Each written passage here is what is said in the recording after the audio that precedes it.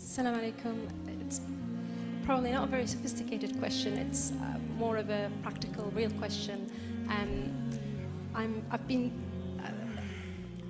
just listening, trying to take everything in that you've been saying, but at the same time, as somebody who is very active and has been very active in both Ireland and here, at grassroots level, working with women's groups, Muslim women's groups and non-Muslim, and the youth.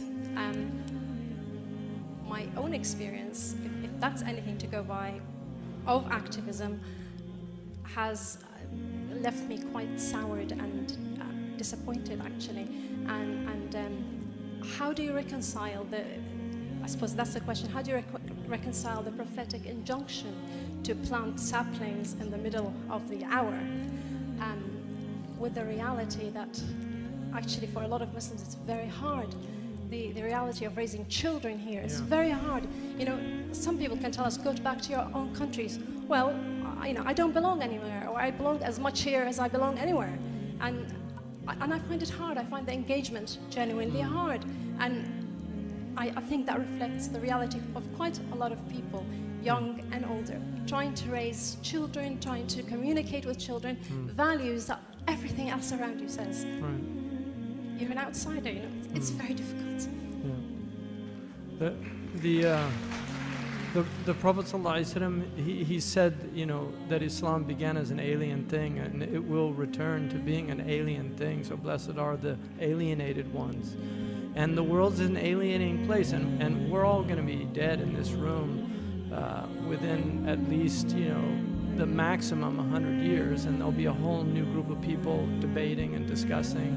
Maybe not.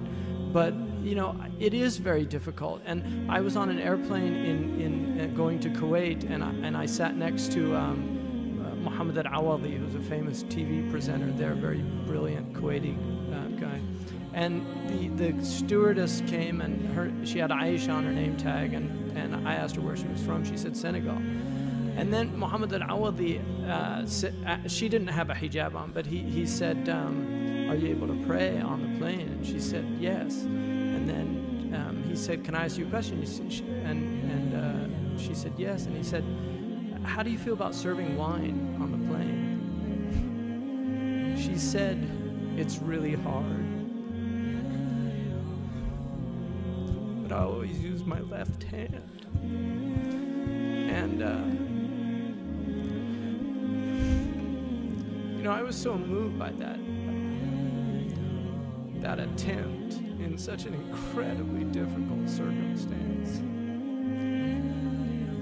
to be as true as she could to what she believed was right, because Muslims do deal with foul things with their left hand. And